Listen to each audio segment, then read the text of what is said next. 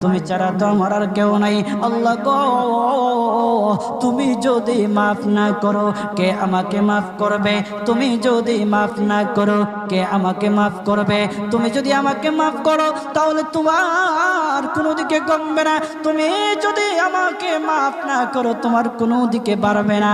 আল্লাহ গো, তুমি আমাকে মাফ করে দাও। সারাটা জীবন অন্যায় কাজ করেছি, সারাটা জীবন নাফরমানি করেছি, আমার কাছে কালেমার দাওয়াত কম আসে নাই, আমার কাছে কালেমার দাওয়াত কম আসে নাই, আমাকে লোকেরা কম বোঝায় নাই। ওগো আল্লাহ, তুমি আমাকে মাফ করে দাও।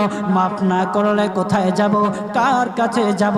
বাবা যখন মারে তখন মার কাছে আশ্রয় নেওয়া যায়, মা যখন প্রহার করে তখন বাবার কাছে আশ্রয় নেওয়া যায়, বাবা মা যখন প্রহার করে তখন দুনিয়ার কারো না কারো কাছে আশ্রয় নেওয়া যায়।